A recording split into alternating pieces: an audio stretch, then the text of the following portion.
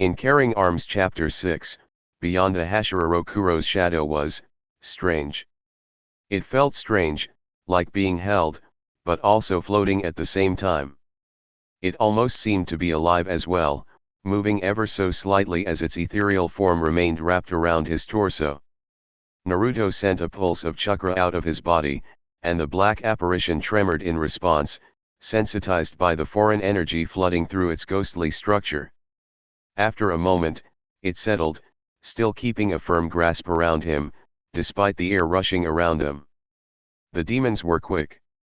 They had already left the city's border and were now racing through the forest, intent on escaping before the sun began to rise. Even though morning was still far away, they made haste, rushing past bushes and trees, never slowing down for even a second. "I say you attack them now." Kurama's powerful voice boomed in his head. Naruto considered that option, and considered it some more. But he came to the same conclusion as just minutes prior. If I attack them right now, Yuichiro might end up dead. Then make it quick, restrain them, seal them. Another option. It was a better one, but still risky, nonetheless. These shadows seem to act autonomously. Even if I immobilize the one controlling them, Yuichiro and the other hostages could still be killed in an instant. An exasperated growl left Kurama, and Naruto could almost feel his mindscape tremor with bone-rattling vibrations. "I told you not to get involved with the humans here." "You did." Naruto could not deny this fact. "But you know I can never turn my back on those in need." "Yes, and it's one of your more annoying qualities, same with trying to reason with the enemy." He'd done so with Haku, Gaara, Nagato, Obito, and even Kurama. Sometimes, talking with your foe could lead to better understanding them. Other times, it backfired. Terribly. "It's because of that demon girl." "Susumaru." "Yes," the Biju intoned. "She managed to change her ways, and subconsciously, you felt the same was possible for these three. You were holding back." "That was a possibility. Because even before Susumaru, he had still talked to many of the demons that came after him, giving them an opportunity to change. But when they refused to listen, driven by a lust for his flesh, he did not hesitate to destroy them. Even so, had he truly been holding back? All for the sake of seeing if he could repeat the same change that happened in Susumaru with these three demons? Maybe, subconsciously. However, that didn't matter anymore. Now that more innocent lives were on the line, he had no choice but to kill them. But first, he had to rescue Yuichiro, as well as the others held captive by the bearded demon in front of him. Despite the speed at which they moved, the female demon Mukago, he recalled, trailed just behind, sending subtle glances his way. She was looking at him hungrily, like Kamina was, but also curiously as well. Naruto could almost sense the tension around them. Their mission was done, yes. But from his point of view, it seemed that each one of them wanted him all to themselves. As grisly as it sounded, they had most likely made a deal concerning how they would divide his remains. And now, with their prize finally in front of them, that agreement seemed to be on shaky ground. In time, a dispute would likely erupt, shattering the small alliance they had formed. Naruto didn't care, though. They could argue over him all they wanted. His only focus was on finding and rescuing the hostages. Only then would he face them in combat for the last time. After all he'd seen them do, this would be their last night alive. He'd guarantee it. "Why, you know?" Mukago began suddenly. "You remind me of someone." Naruto glanced her way. She'd inched closer, running next him. Her silver hair fluttered in the wind, revealing two horns that sparked with electricity. Etched upon her cheeks were marks that almost resembled the ones he possessed while in Biju mode. Her purple orbs also seemed to glow, a contrast to the red sclera of her eyes. "How so?" he inquired, entertaining a conversation. He had nothing else to do, after all. She looked away, unable to keep his gaze. I. I don't know. Naruto hummed. You don't know? Or you don't remember? The latter, she said softly. Maybe it's someone from my past. I'm not sure. How long have you been a demon? He inquired. Myokugo found his gaze once more. 30 years. I think. You can never truly tell. Once you become a demon, time means nothing. He regarded her with curious eyes devoid of fear, in spite of his situation. She stilled at the sight of those calm blues. He was cornered, wasn't he? Rokuro had him in his grasp, pinned by unbreakable shadows. And not just that. Ahead, these same shadows were also wrapped around the hostages they had taken. All it would take was a single threat, a single questionable movement from Naruto, and lower rank 2 would begin to kill all the people they had captured, even Naruto's precious student. Then why? Why was he so calm? Was he planning something? Myokugo did not know, but his very act of defiance made her want to understand this strange person more. At least, before she ate him. He was a human, was he not? He certainly looked like one. Acted like one. Smelled like one, too. Yet the things she'd seen him do during his fight with Kamino, some of them seemed more in line with the abilities of a demon. Time means nothing once you're a demon, huh? Naruto echoed her words. I have to admit. It would be interesting to live forever. But I can't see myself doing such a thing. She tilted her head. Why not? Despite the situation, Naruto chuckled. I don't know. It's just how I feel. With so much time, I might become lazy and put off the things I want to do simply because I have the time to do it. Well, I'm pretty lazy myself, so maybe that's why. You don't seem lazy to me, Myokugo said gently. He was a doctor, after all. My student would say otherwise, he supplied, eyes narrowing. If he were here, that is. The demon did not falter, but she did glance away. He'll be safe. I promise that we will release him in time. As long as you continue to comply. Of course, of course. He nodded slowly. It's just that I don't trust these two. Especially the one I beat into submission. Kamino stiffened, a growl escaping his lips. You better shut up if you know what's good for you. Ignore him, Kamino, Rokuro spoke for the first time. Every human has their way of coping before death. He is no exception. These are just the last ramblings of someone about to die. Naruto smirked in return, but said nothing. He noticed the forest becoming thicker and the clouds above them darkening. A rumble of thunder crackled across the sky, reaching his ears just after a flash of brilliant lightning. By now, they were outside of the city, far away from any more civilians or potential causalities. For a moment, he considered what Susumaru, Ozaki, and Murata were up to. Knowing them, they were likely worried, pacing about with trepidation at the situation that had just unfolded. Naruto frowned. He'd have to apologize for worrying them later. After all, he had left in a haste without uttering a single word of comfort. The most important thing was that they were safe, and the two injured demon slayers would be protected by Susumaru while he was gone. Yet, in that instant, a spark of doubt crossed his mind. With him gone, would Susumaru revert back to her old ways and attack those two? No. He shook those thoughts from his mind. Susumaru was a changed person, and he had great trust in her, no matter how far apart they were. Naruto brought his attention back to Myokugo. There's one more reason I wouldn't prefer to live forever, he continued. She faced him once again, horns sparking. The ones I care for. Eventually, they would all die, leaving me behind. And even if I come to care for new people, the same would repeat, over and over and over again. Interestingly, she seemed to mull over his words. But what if you came to care for others like you, others that were also immortal?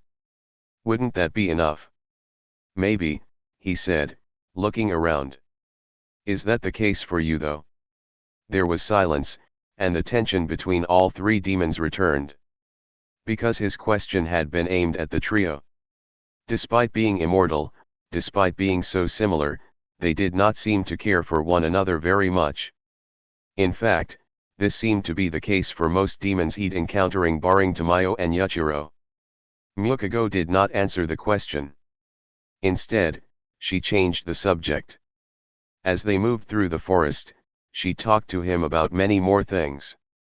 Her eyes were wide and curious, her words hesitant, yet insightful.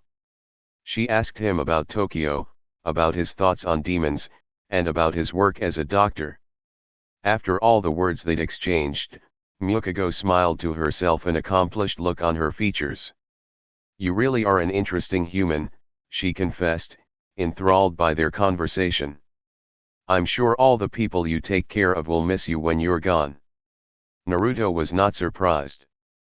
While she had willingly engaged him in a lengthy discussion, her intentions to eat him were still plain as day.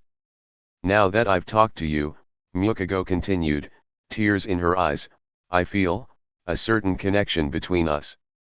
And when I finally take your life, you will become part of me, existing within my being forever just as all the others I have devoured do. It was a strange, twisted philosophy. To her, she wasn't taking his life, but assimilating him into herself, where part of him would live on for many years after death. Ahead, Rokuro let loose a bellow of laughter. He'd been listening to them, it seemed. And concerning that demon we saw with you, Rokuro jeered between laughs. She hasn't truly changed, you foolish boy. She's only being patient, waiting for right moment to strike. Naruto ignored his poor attempt at aggravating him. His mind was on something else. Just in front of them, the forest began to thin out, and less than 100 meters away was the opening of cave. The cave was deep, much deeper than he'd thought, extending into the earth. Above, glittering stalactites hung from the ceiling, like the massive teeth of a monster's gaping maw. Likewise, a number of stalagmites also protruded from the ground, as sharp as they were large. Even though they were below ground, strange crystals emitted a light bright enough for him to see most details of this cave. It must have been Kamanu's ability that was responsible. They only moved a bit further until Naruto saw them. At least 15 people. Men, women, children. All eyes moved in their direction, a wave of fear flowing from those that had been captured. Just like him, they were wrapped in Rokuro's writhing shadows, strapped to a wall of the cave. Children cried, wailing as their parents tried to comfort them, which proved difficult when they were all immobilized and lacked control of their arms. Naruto gazed at them, sharp eyes roaming each feature. He soon found him, Yuichiro, at the far left of the captured people, his entire torso bound by black shadows. A burst of relief flooded his veins, and Naruto relaxed, but only momentarily, because his temper quickly rose when he considered the fact that these three demons had actually threatened to kill someone he thought of as a younger brother. He quickly calmed himself, locking eyes with Yuichiro. The younger teen met his gaze, and his features brightened at the sight of Naruto arriving with the demons. Yuichiro then noticed the compromised state he was in and seemed to become worried, but Naruto sent a smile and reassuring wink. No words needed to be said, because Yuichiro knew that with Naruto here, he had nothing to fear. This is a tricky situation. Naruto agreed. Rokuro moved closer into the cave, the other two following behind him. Okay, I came here willingly, Naruto implored. I kept my end of the deal. Now you keep yours. A moment of silence passed, before both Rokuro and Kamanu erupted into fits of hysterical laughter. Of course, Naruto thought, hardly surprised. You're even more foolish than I thought, lower rank too intoned. You think I'd ever make a deal with humans? Nonsense. You and the rest of these people will die here tonight. What? Mukiko's eyes widened. That wasn't part of the plan, Rokuro. Oh Mukago. Rokuro smirked condescendingly. You're always so sentimental when it comes to your food. But no, Kamanu interjected. Both Rokuro and I agree with this. We're in a partnership right now, so majority rule. We're not letting a single one of them go. For the first time, Naruto could see anger bubbling in Mukago. Her horns sparked dangerously. Despite her willingness to murder scores of innocent people, at least she still had some principles. Naruto would give her that. Rokuro raised his hand, lifting Naruto up with his shadows. Then he made a pushing motion, which sent Naruto flying into the wall where the other hostages were, attaching him to the same place as the rest of the people. The heated discussion between demons continued, while Naruto quickly got to work on what he was about to do. He glanced at the people around him. They were held as though in cocoons, with only their heads exposed, and some of them were bruised and bleeding. Above him was Yuichiro, his shorter hair slicked with sweat. "How's it going?" Naruto asked the younger teen. In the face of this tense situation, Yuichiro could still smile. "You know, just hanging around." Naruto chuckled. "Nice one." A moment of silence slipped by, before he sighed. "I'm really sorry about all of this, Yui." "Don't apologize," the teen quickly said. "I knew the risks. I knew that demons attacked you more often than other people, but I came to work for you anyway." He craned his neck to look down at Naruto. "And as you know, this isn't the first time I've been attacked by demons. Really, I should be dead. Yet you saved me that day, and I have no reason to complain, even in this situation." "Wow." Naruto sniffled playfully. "You're going to make me shed a tear." Yuichiro shook his head, embarrassed. "Stop, please." But a tiny smile was still on his face. Then he looked around, mind returning to the issue at hand. "So, do you have a plan to get us out?" "Yeah, but it's a gamble." Yuichiro closed his eyes and relaxed. "I don't even want to hear about it." His smile was still present. "I trust you. Go ahead.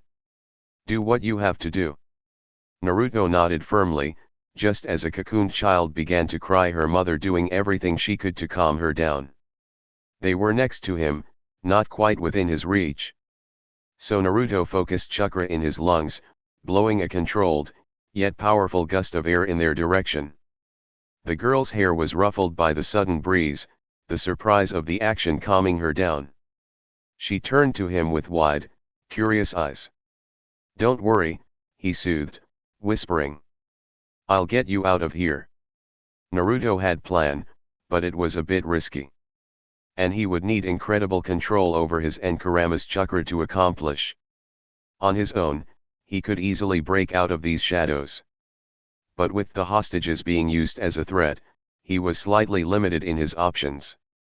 All things considered, his best course of action would be to destroy all of Rokuro's shadows simultaneously, before the demon or his shadows could react. Naruto was confident he could do it. However, the question remained, was he fast enough? If Rokuro noticed his intentions, he could easily crush the people he held hostage with a thought. These shadows seemed to be an extension of himself, able to function even outside of his will. He wasn't bluffing, Kurama confirmed. Then if I make any sudden moves, he really will kill them. Indeed. The fox thought for a moment. So the key is to free all the humans at once. Yeah. I can't be too slow about it, either. A normal human's reaction time was 0.2 seconds. A demon's, however, must have been even faster. In other words, he had less than a fraction of a second to free Yuichiro and the others before the shadows could kill them. Naruto counted all the hostages, sharp eyes roaming over those near him, as well as those furthest away. 15 in total, held in groups of 3. So, 5 cocoons. But also, above, Yuichiro was held in his own individual prison of shadows. Then, it was 16. The blonde shinobi cracked his neck, gearing himself for the next few moments. I'm gonna need some of your chakra for this, Kurama. How much? Only enough to make 6 tails. Fine. But remember the portal, Naruto. It's already difficult enough to sustain. Diverting my chakra will have consequences. I know. We'll deal with it later. A pause. Very well. And then, Naruto began to glow. Are we actually going to release them? Kamino all but yelled. Rokuro sat on a rock, eyes shifting between the two demons before him. He also glanced behind. A short distance away, all his prisoners were bound by his ability, unable to escape. It would only take one thought to kill all the humans behind him, only one thought to crush them into dust, but he refrained from doing so. Demons liked their prey alive, at least, as alive as possible. Most never went for dead bodies, preferring the freshness and warmth of a living human to that of cold, lifeless corpse. In his experience, devouring someone alive was more beneficial than any other alternative. He also wanted to leave these few behind for Myokugo and Kamino as a sort of parting gift for their trouble. Because he would be taking the real prize for himself in a few moments. All he had to do was find a means to slip away with that blonde human in tow. No, we won't be releasing them, declared Rokuro. We won't. Myokugo echoed, continuing their argument. That was part of the deal. We promised him. You can't be serious, Kamino huffed. I am. Her horns sparked. Rokuro frowned. You've always had this strange propensity to become attached to your food. Always crying when you finally kill them. Myokugo's brows furrowed. Because it's much better when you know them, when you form some sort of connection. Then, you not only devour their body, but also their mind and soul, granting you more strength. That's absolute nonsense, Rokuro replied. Is it? She said sharply. No wonder you've been rank 2 for so long while I've managed to climb the ranks in only 1 decade. What did you say? Rokuro growled, temper flaring. Things were not going as planned, but he couldn't help the anger that burned within him. Myokugo did not waver. You heard me. Bolts of black lightning shot from her horns, striking the ground. And where each bolt struck, a new animal materialized from the ground. In total, 4 massive bears appeared before her. You utter coward! Rokuro roared, losing his calm, controlled demeanor. Always hiding behind these stupid animals, always letting them do your bidding. You don't have the spine or the strength to fight without these disgusting creatures. Anger. For the first time, fury erupted from within Myokugo. You will not insult my animals. Shadows whipped around Rokuro, swirling high above him. Forget the plan, he thought. Forget trying to slip away stealthily.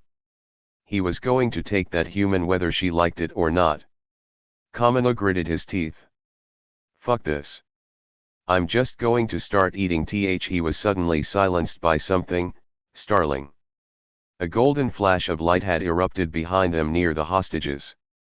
It lasted only a second, but by the time the radiant glow faded, all of Rokuro's shadows were destroyed, and all the hostages were free. From the last vestiges of lingering light, Naruto emerged, ready to battle them one last time. Now, Kurama. In that moment, he felt it. A surge of power he hadn't used for a long time. It was warm, comforting, enveloping him a golden glow. He was like a flame of fire, clothes burning, hair flickering with embers of ancient, boundless energy. Time seemed to slow down, his perception shifting. He conjured 6 tails before the demons could react, stretching them out to those held by Rokuro's shadows. Only after his tails had wrapped around each cocoon did the black masses begin to react, intent on squeezing its victims to death. But it was too late. Naruto's ethereal tails were much, much faster. Enveloped by golden limbs, the shadows began to burn away, vaporized by a pinpointed focus of Biju Chakra. The energy was immense, but only for an instant, long enough for each shadow to be disintegrated. At last, everyone was free.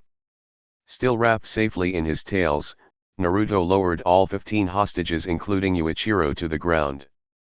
They all stared, enraptured by the sight of being that shined as brightly as the sun itself. Even Yuichiro was surprised, for he had never seen such a form, despite knowing Naruto for so long. "That's all needed, Kurama. Thanks. Now, no holding back, brat. You're outside the city. Give 'em hell." "Roger that." The glinting cloak of chakra dissipated, and Naruto brought his hands up to form his signature technique. 3 clones popped into existence, all with arms crossed.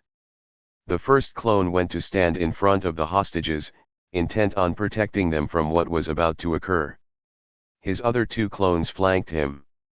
Then, in unison, they lifted a palm, and 3 raise-nons began to form one meant for each of the lower moons. 50 meters away, they all tensed, displaying a mixture of emotions. Anger from Rokuro, surprise from Mukago, and fear from Kaminu. Because he knew this technique all too well, a shiver of trepidation shaking his entire body. In spite of the conflict that had risen between them, they could swiftly put their differences aside for the time being, eyes focused on the human about to attack them. They felt a spike of energy from the 3 copies. It wasn't the same as the one they'd felt earlier. But it was still alarming enough for them to take on a defensive stance. Rokuro wrapped himself in layers and layers of shadows, forming a spherical mass of darkness that served to protect his body. Mukago ordered her bears to stand in front of her, 3 of them, using their massive, bulging bodies as a shield. And Kaminu erupted a massive crystal wall around himself, as thick and hard as he could make it. The crack of a sonic boom filled the cave, Naruto and his clones shooting forward in an explosion of speed. They cleared the distance between them in a blink, simultaneous thrusting 3 raise-nons into their hastily improvised defenses. 10 kilometers away it was raining. The downpour began suddenly and without warning, soaking them to the bone. Still, the trio did not stop. They raced through the forest, running after Susumaru. She led the way, following a trail invisible to normal people. The icy wind and rain against Murata's face caused him to shiver, the pain in his side slowly grew worse, sparks of agony cascading through his body. But he did not succumb, neither did he waver as they moved through the dark forest. Ozaki was by his side. Her face was scrunched in pain, but she too pushed on. However, it was clear that they were slowing the pace. Susumaru was getting further and further away. She turned back, concerned, yet irritated. "Go on ahead," Murata called. "We'll be right behind you." Susumaru nodded once, speeding forward. Every time she passed by a tree, she would rake a lengthy claw along its trunk, marking the way for them to follow. Even as she disappeared deeper into the forest, they knew exactly where to go. They did the same as well, using their swords to cut shallow, yet noticeable marks on any trees or boulders they encountered. That way, their backup if anyone was even coming would know where to go as well. Murata pushed forward, panting and heaving. In that moment, he lost his footing against the root of a tree, falling upon the forest floor, skidding to a halt as Ozaki turned back with concern.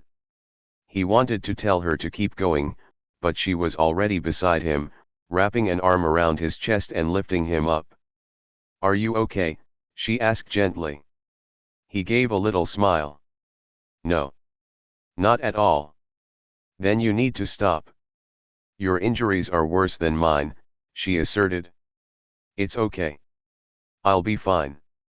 "You won't, though," Murata reasoned. "I need to be there with you." He struggled to his feet, pausing as he looked into those hazel brown eyes. Rain trailed down her delicate features, illuminated by flashes of lightning.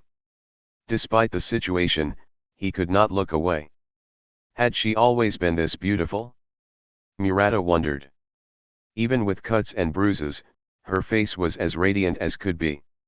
She too didn't look away or couldn't transfixed by his lingering gaze. It was as though time had frozen. They probably wouldn't survive to see tomorrow, anyway. So why not? Why not? Ozaki inched closer, so close that their noses were almost touching. Yoo-hoo, a sound cut through the pounding rain, causing both of them to jolt away, scrambling to find the source of that sing-song voice. Another bolt of lightning rippled through the sky. And once the flash ended, someone was suddenly standing before them. Both demon slayers stiffened, surprised by the appearance of someone they immediately recognize. Murata's eyes widened, relief coursed through his veins. Lady Coco. Ozaki was also in a state of shock, bowing her head in respect. Lady Coco, why Yuri here? Actually here. She almost felt like crying. A Hashira had arrived just when they needed one the most. Yes, I am. Shinobu's voice was soft, calming, soothing all the worry that had built up inside of them for the past 2 days. I heard your crow, and I rushed after you as soon as I could.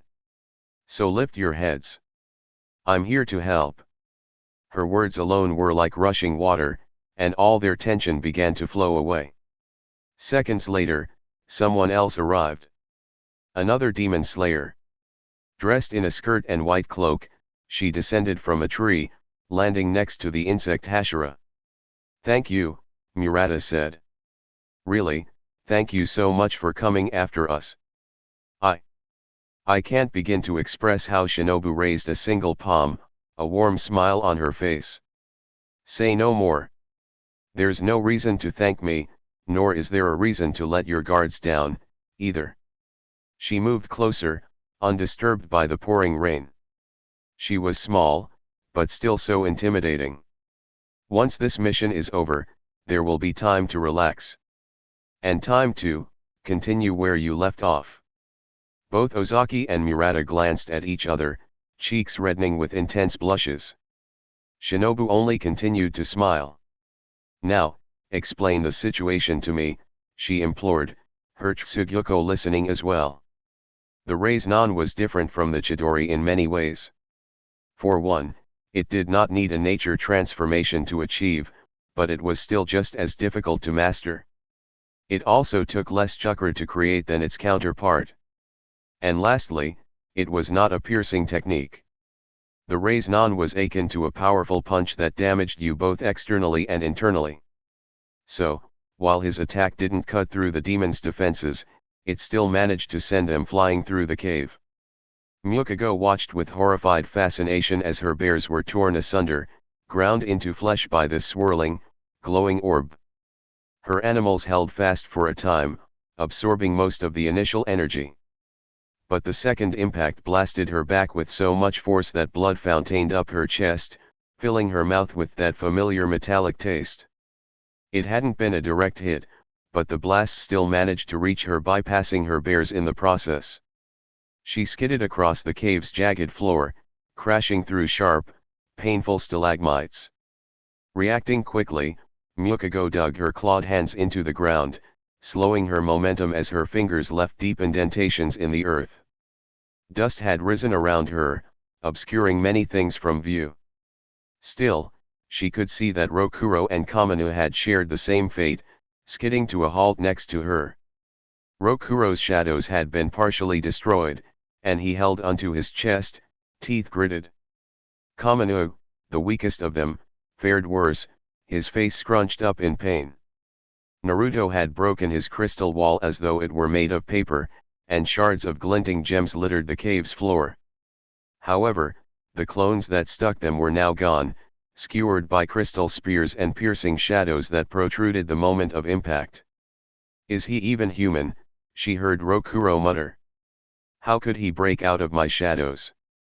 She wanted to say something, wanted to reach out to them and suggest they work together. But she couldn't. Even before the dust had settled, a hail of projectiles were flying toward them.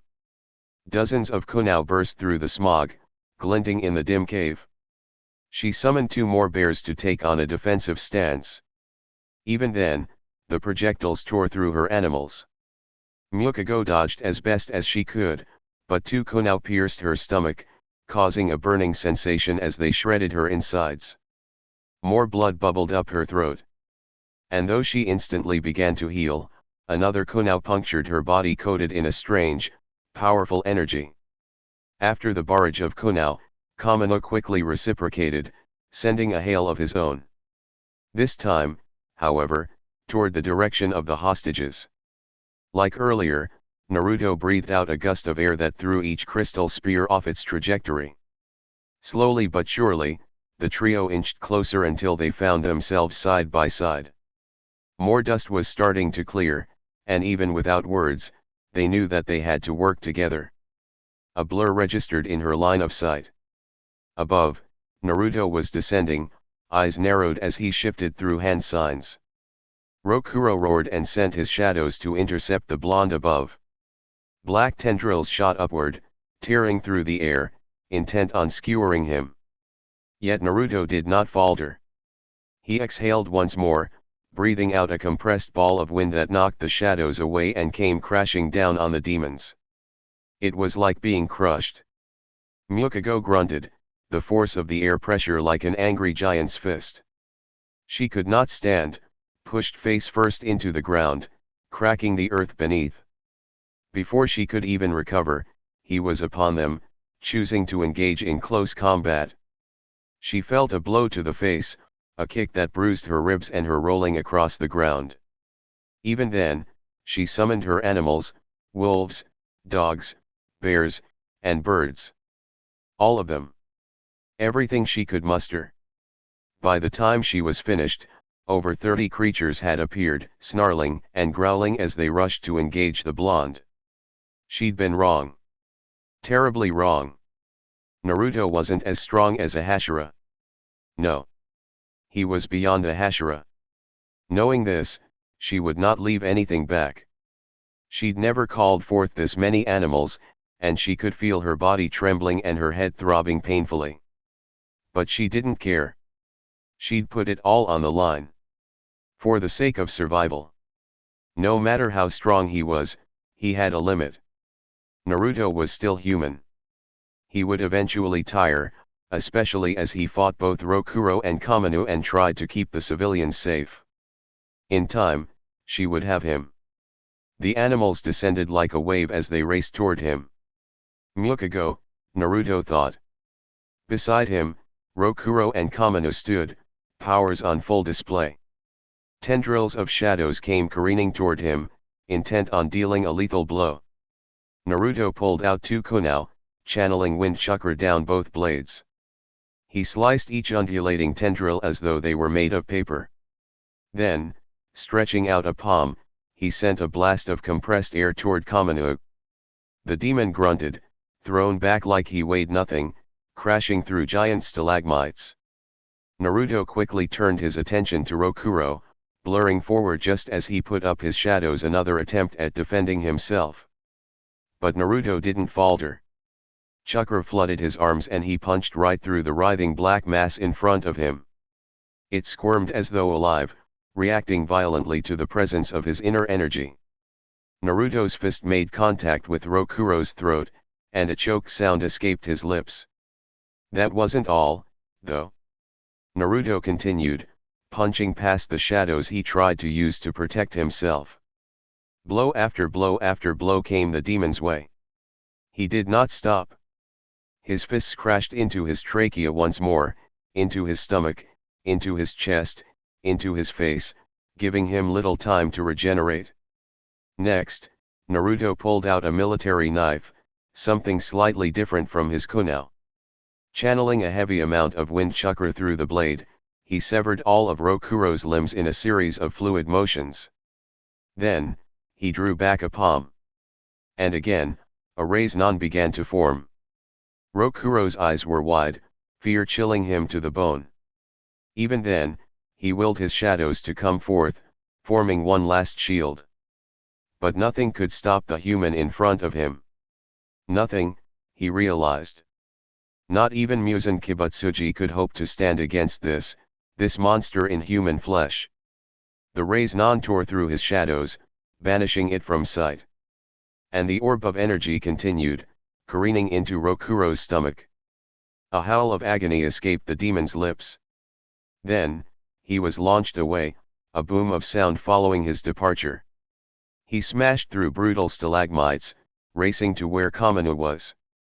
Rokuro screamed, his body impacting against Lower Moon 6, sending both of them into the side of the cave. A cloud of dust rose high above, the walls cracking as both demons were buried under massive, falling rocks. All this had occurred in moments, and finally, he turned to face the horde of animals racing toward him.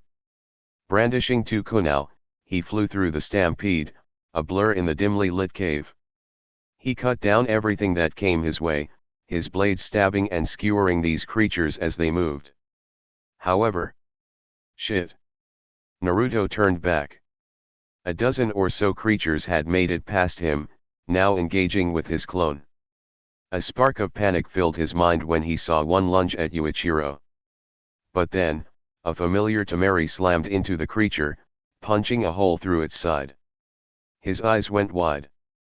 At the entrance of the cave, Susumaru stood, soaked to the bone, a small smile on her lips. They made eye contact for a second before she leapt over Naruto and his growling foes, intent on protecting the humans behind him. Good. Now, he could focus. He formed the necessary hand signs. Vacuum sphere. Naruto breathed out dozens of beam-like blasts of air, each one racing to skewer the remaining animals in front of him. His attack struck home, puncturing the eyes, throats, and limbs of all the creatures. Most of them collapsed, unable to stand, for he had deliberately targeted their weak points. Based on his earlier observations, it seemed Mukago's animals took far longer to regenerate than normal demons, which would give him enough time. Behind the wall of injured animals, he raced toward her, unhindered. She caught his gaze, a flash of terror coloring her features.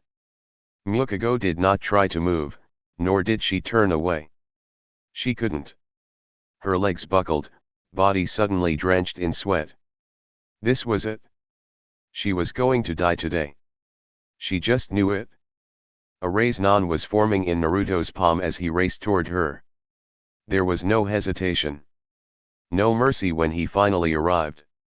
Mukago put up her hands in a futile attempt at protecting herself, to no avail. Then she felt it. One of the most indescribable sensations of pain she had ever experienced. The raise-non impacted her face, shredding her features into nothing.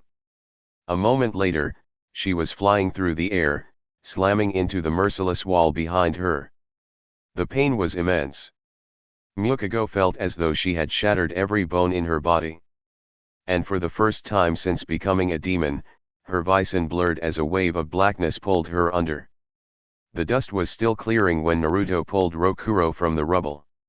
Taking him by the collar, he tossed the demon onto an open area in the cave.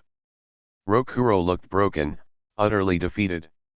His arms were regenerating, but he didn't dare make a move against Naruto because he knew the truth. He was no match for this human. Naruto loomed over him. There was no pity, nor was there hatred, in his sea blue orbs. He was different from demon slayers, in that regard. He held no innate malice against them, but if pushed, he would stop at nothing to end their lives. Too injured to move, Rokuro closed his eyes and accepted his fate.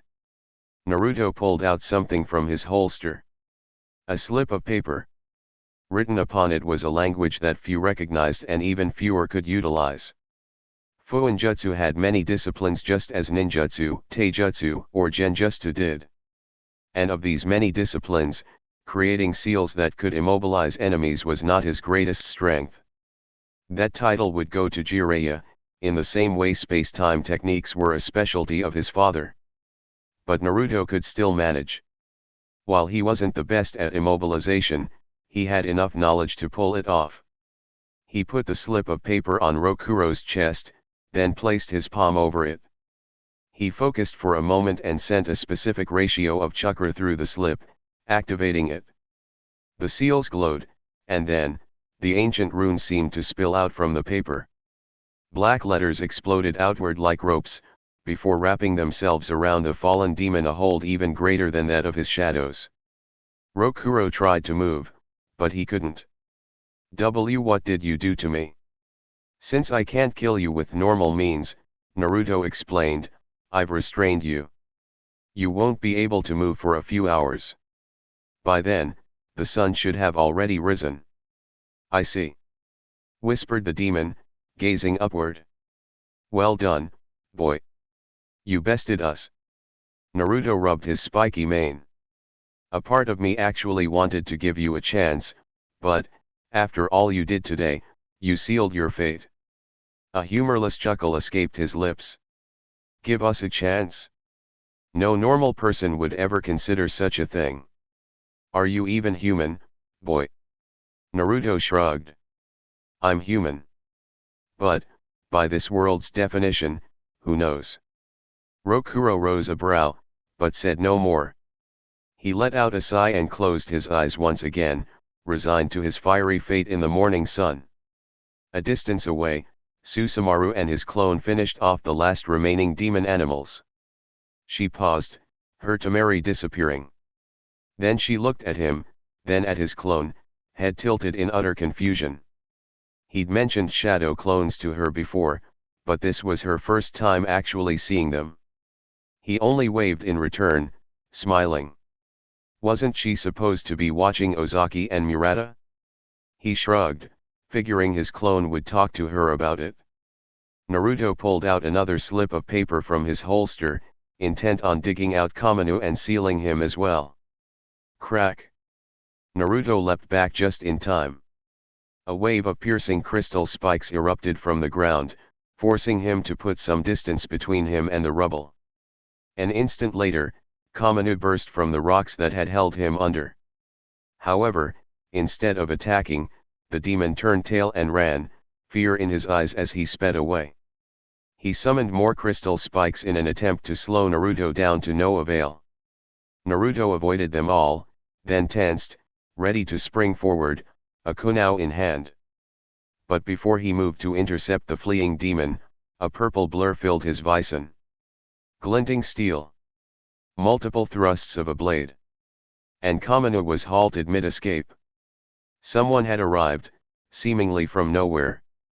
Her katana, thin as a rapier, was plunged into the demon's skull. A rush of air followed her arrival, a testament to her impressive speed. Huh! Naruto abandoned the chase, observing the new arrival from afar. Simply put, she was beautiful. Her skin was pale and unblemished, reflecting the dim light of the cave. Delicate features, pink lips, and a slender nose defined her striking visage. Then there were her eyes, a set of violet orbs that held no emotion. Likewise, her hair was black, the ends of her bangs tinted a vibrant purple hue. She was also small, tiny, barely tall enough to reach his chest. Yet, she did not falter as she faced the demon desperately trying escape. Kaminu's face twisted with rage. He lifted his hands, forming two crystal swords. Ubisi, he stiffened, stumbling back as the woman swiftly retracted her sword from his skull. Then she stabbed him again and again, multiple thrusts puncturing his chest. A moment later, Kaminu was on the floor, sputtering incoherently as dark, grotesque veins bulged along his body. His face and limbs swelled to twice their normal size, his eyes popping from their sockets. He screamed, horrified and afraid, writhing in pain. After a few seconds, his twitching came to an end, and he grew quiet and still, tears streaming down his face. Well, that was no fun, said the woman, an odd cheerfulness in her tone. She did not sheath her blade. Instead, she moved forward, stepping over the dying demon at her feet. She met Naruto's gaze, head tilted as she caught sight of the restrained Rokuro just behind him. What's this? Still on the defense, she stopped just short of him. Like he thought, She was small. The woman gazed upward, features devoid of genuine emotion. "Are you Naruto Uzumaki?" "Yes," he replied, curious. She was a demon slayer, judging by her attire. "And you are?" "Oh. Pardon me," the pretty woman chirped with a bright, fake smile. "I'm Shinobu Koko, Insect Hashira of the Demon Slayer Corps. I received an urgent message from 2 other members concerning an attack on Tokyo. Ozaki and Murata sent for you," Naruto realized. He was saddened, yet somewhat touched that they had cared enough about him to call for help. He really needed to apologize. "Yes, they did, and they're on their way here as we speak. I'm just much quicker," Shinobu said with a wink. Sword still drawn, she gazed upon the immobilized Rokuro. "I was under the impression that you needed to be saved, that you were being held captive." Naruto rubbed his hair sheepishly. "Well, that was the case a few minutes ago." Shinobu nodded slowly, enchantingly. She inched closer, so close that he could almost feel her against him. She gazed upward, past her drenched bangs, beautiful eyes locking with his own. "And might I ask why there is an injured demon behind you?" He met her gaze calmly, even as she stood on the tips of her toes. Despite the proximity, he did not back away, nor was he intimidated by her presence. "Him. I beat him into a bloody pulp, obviously.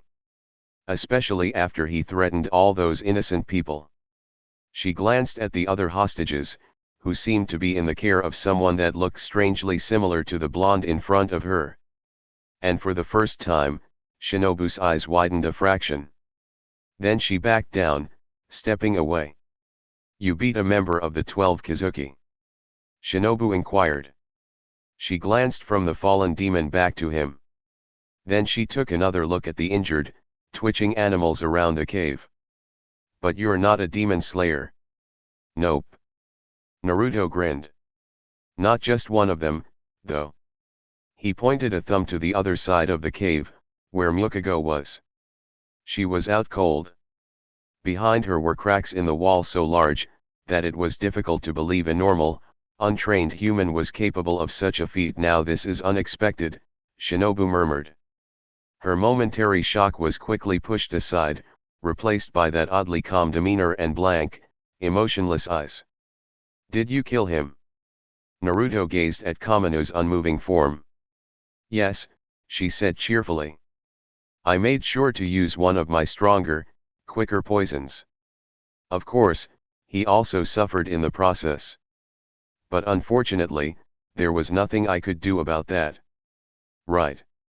Naruto did not believe her for a second. Regardless, he couldn't blame her either. After all, he'd done the same to them just moments ago, utilizing techniques that were quite painful. "So I don't have to wait for the sun to rise, then?" Shinobu nodded. "What a relief. In that case, I'm sure you can handle the rest." Naruto stepped aside, and Rokuro began to tremble. He'd listened to their entire conversation.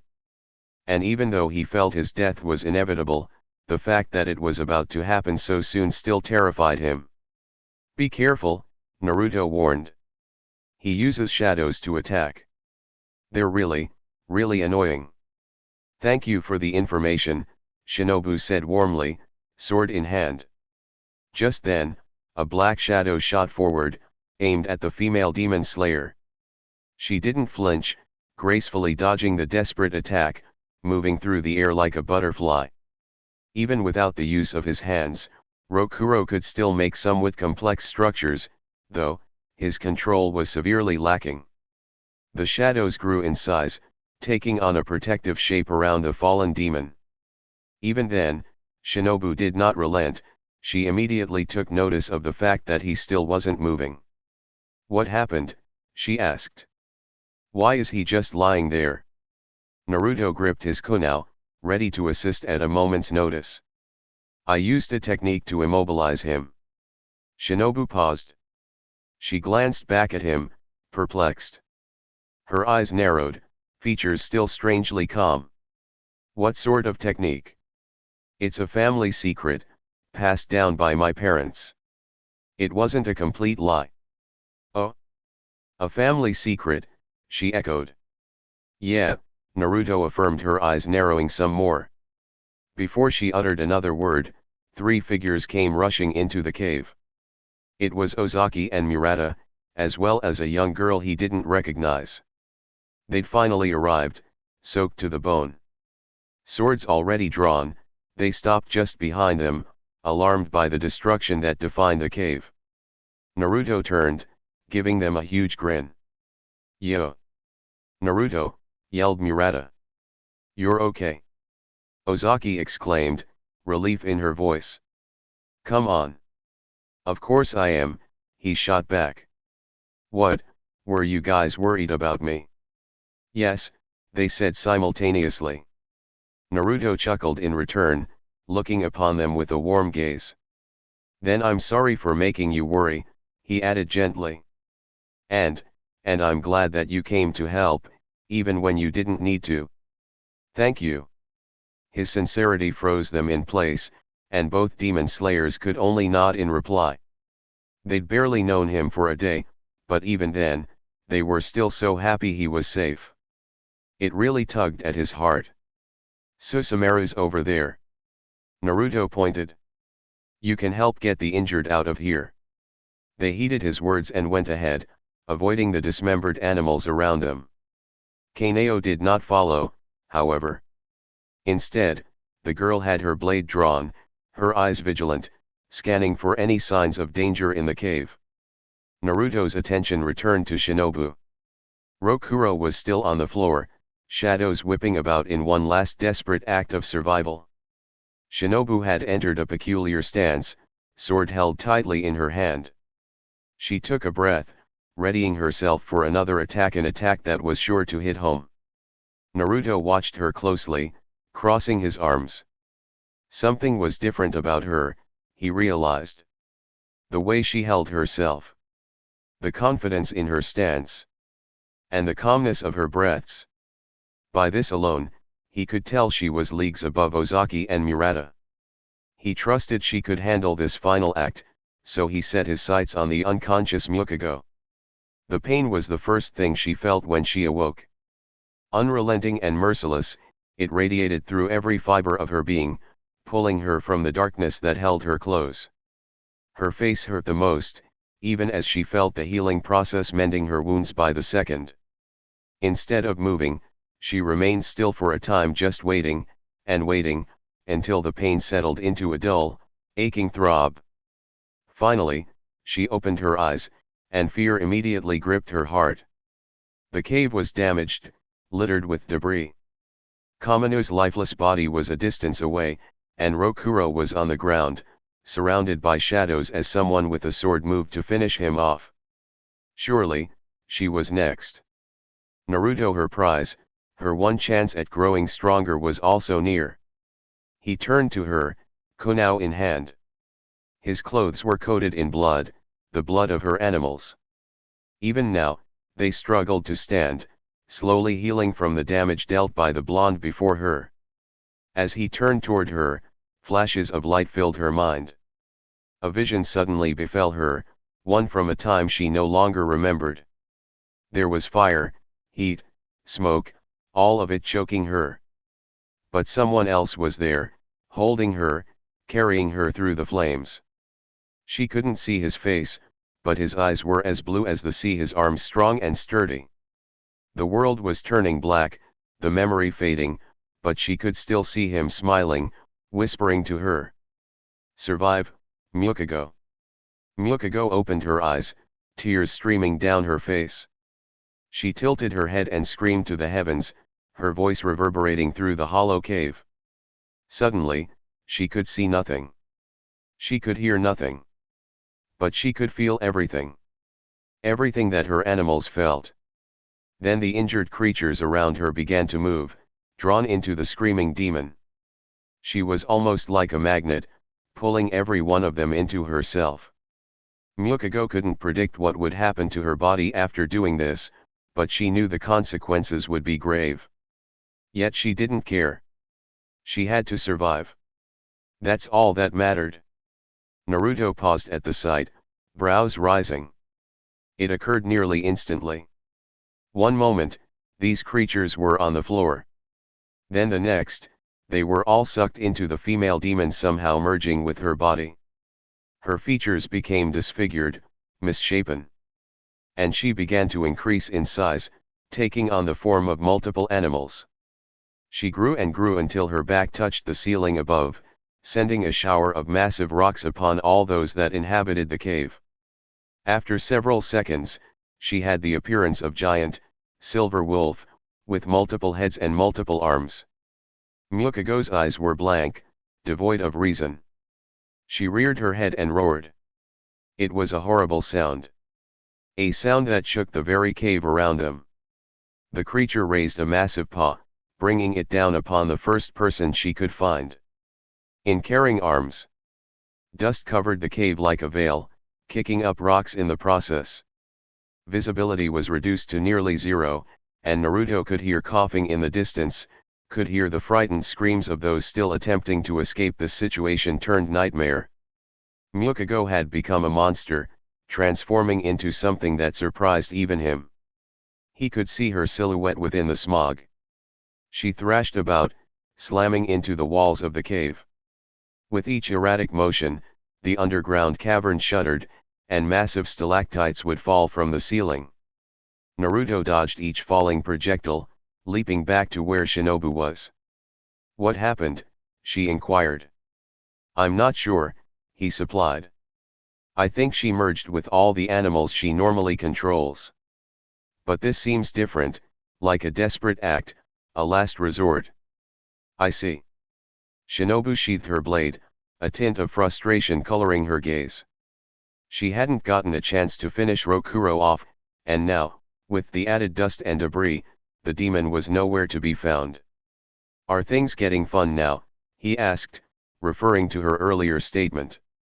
Unbidden, Shinobu actually laughed, a soft, genuine sound. Then she turned to the giant creature preparing to bring the whole cave down on their heads. "Maybe a bit too fun." She unsheathed her blade once more, having added more poison. "I can't behead that thing. But maybe with poison, I can kill it, or at least slow it down. There's no guarantee, though." "It's worth a try," he agreed. "Still, for now, our number one priority is getting everyone out of here unharmed." The creature continued to thrash about erratically, moving dangerously close to the hostages which Susumaru, Ozaki, Murata, and his clone were protecting from falling rocks. Looking at things now, it seemed that many of them were injured and would need to be carried out of the cave. "And how do you suppose we do that?" Shinobu questioned. Naruto said nothing, forming his signature hand sign. Inwardly, he grimaced. He'd already used far more chakra than he wanted to today, and he could feel the strain on his body. But he shoved that concern aside, drawing upon his internal energy for another offensive. 6 shadow clones popped into existence beside him, shocking Shinobu. Her normally calm demeanor was shaken as she looked on with a mixture of alarm and suspicion. By now, the cave was beginning to tremble, and giant cracks formed along the walls, sending another shower of rocks tumbling from above. Naruto and Shinobu dodged the hail of stone, deftly ducking and weaving between each obstacle. Without a word, his clones moved forward, rushing past the unstable, senseless Myokugo. Each clone grabbed 2 hostages, and everyone began to run, just as a large section of the cave collapsed, sending another cloud of dust their way. Myokugo turned in the direction of the fleeing people, senseless rage in her slitted eyes. Even though she was large, she moved quite quickly, clearing the distance between them in one bound. Shinobu turned to her student, pinning her with a hard stare. "Get away from here, Kaneo." She raised her voice for the first time. And though her student hesitated for an instant, she quickly turned and fled, following after Naruto's clones as they carried the people to safety. Susumaru, Ozaki, and Murata also rushed past them, each of them carrying someone as well. They did not stop to look back, because they understood the situation, and they trusted that Naruto and Shinobu could handle this final foe. With Myokugo bearing down on them, Naruto molded the chakra in his stomach, pouring it into his arms. Shinobu watched as he held up both hands. Gale palm. A titanic burst of air obeyed his command, erupting outward, striking the massive creature barreling toward them. It slowed her down, but only for a moment, giving everyone time to escape. This left Naruto and Shinobu alone. Recovering from the concussive blast of air, Myokugo brought down two massive paws, cratering the ground where both of them stood. With superior speed, they avoided the blow, blurring away. Insect-breathing Shinobu leapt forward, shattering the ground beneath her feet. Haori fluttering in the wind, she extended her sword for her most powerful attack. Dance of the Bee Sting, true flutter a single thrust. She impacted with Myokugo's giant eye, pumping heavy amounts of poison into the demon's iris. The effects were almost instant, dark veins bulging along her crimson sclera. But it wasn't nearly enough to kill a demon this large.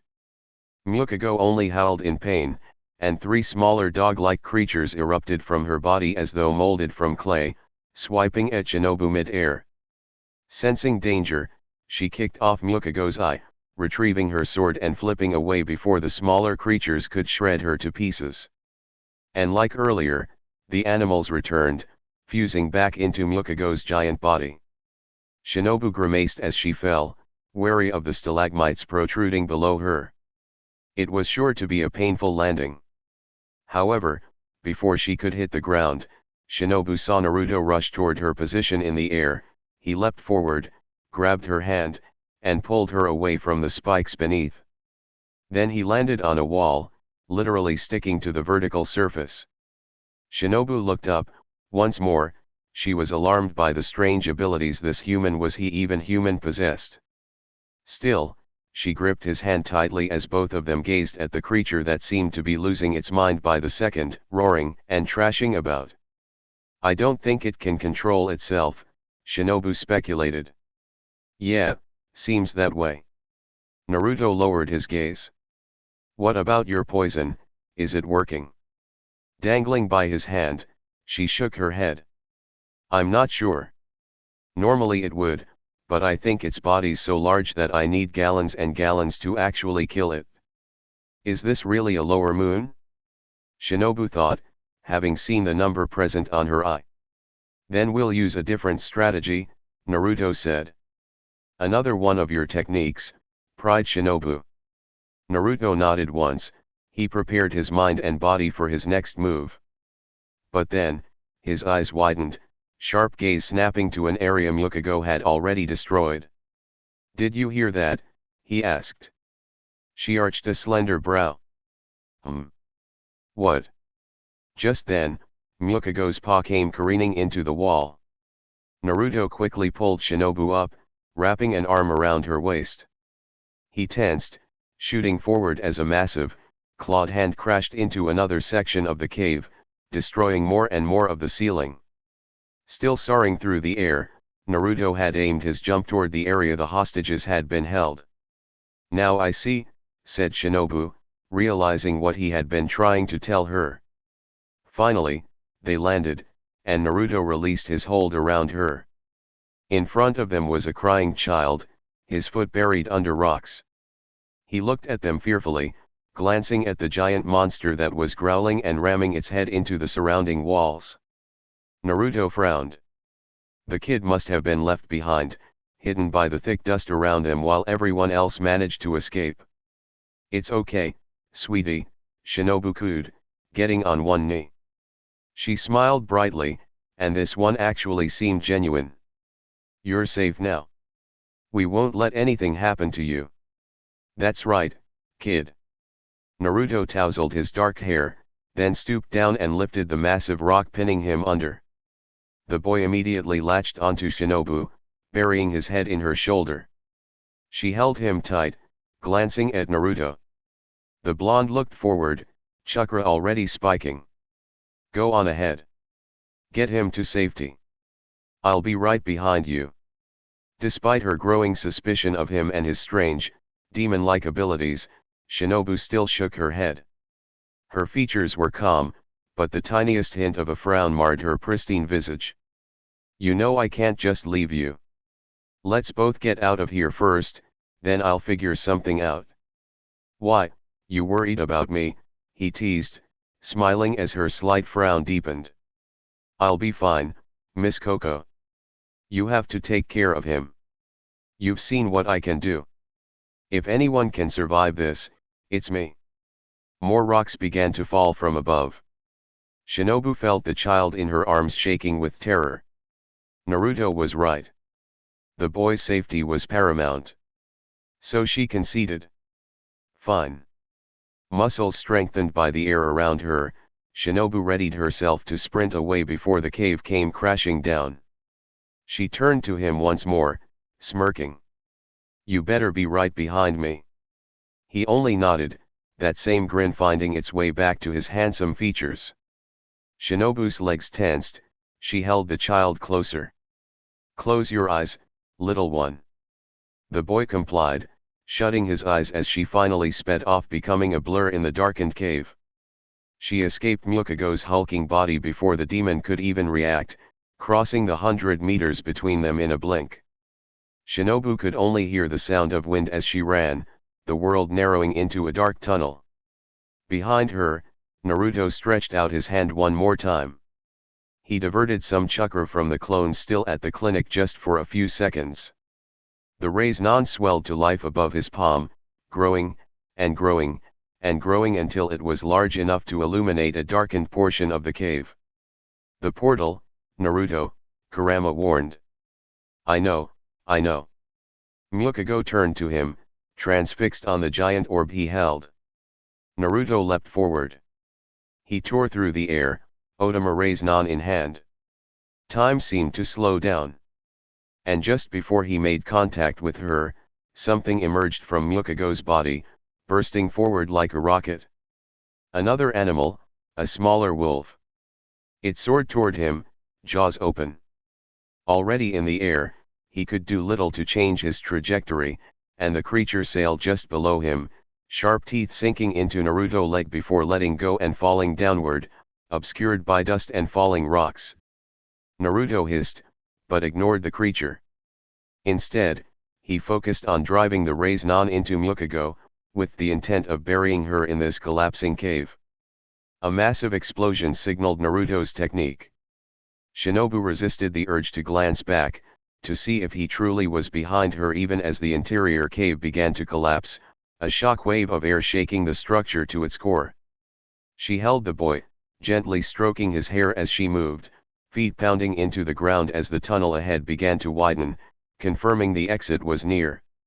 One final push, and she was out, greeted by falling rain and flashing lightning. Shinobu slowed to a halt, skidding across the grassy field. In seconds, she was soaked, water dripping down her onyx hair, seeping past her haori and into her uniform. Still holding the child, she looked around. Naruto's copies were still around, and the people taken captive were safe. They watched with bated breath, feeling tremors as the cave collapsed in on itself, a putrid cloud of dark dust rising from the entrance. Silence reigned. Someone moved forward. A woman with orange-tinted black hair. Ozaki and Murata moved as well, following after her. They lingered near the cave, waiting, and waiting. The woman had fangs and claws. There was also a deep wound on her forehead, Shinobu noticed. And it was already healing, hissing with steam. Unconsciously, her hand found the hilt of her sword. When Ozaki and Murata had told her that they were working with a demon, of all things, Shinobu did not know what to think. In fact, she had brushed it aside, opting to first find the 3 lower moons before even considering that bizarre detail. And yet, that bizarre detail was standing right in front of her. Here, now, as Demon Slayer, Shinobu had an obligation to end this thing's life. And afterward, she would give Ozaki and Murata a stern talk, one that detailed just how dangerous what they were doing standing near a demon was. I have to go find him, Susumaru decided. Wait, Murata advised. It looks like more of the cave could still collapse. Susumaru shrugged. I'm a demon. I won't die even if I'm hurt, so don't worry. As she took a step, a sudden blast of wind shot from the entrance of the cave, banishing the dust, and even the rain, around them. Shinobu watched with calm, controlled fascination as the blond man finally emerged. His clothes were torn, ripped in certain areas. A trail of blood dripped down his leg, a bite mark near his calf muscle. Other than that, he was unharmed, if a bit tired. He still smiled though, tugging the demon, Rokuro, by the collar. Naruto unceremoniously dumped Lower Moon 2 onto the grass, then turned to face Shinobu. Looks like you get another chance, Miss Coco, Naruto said, grinning. He's all yours. End.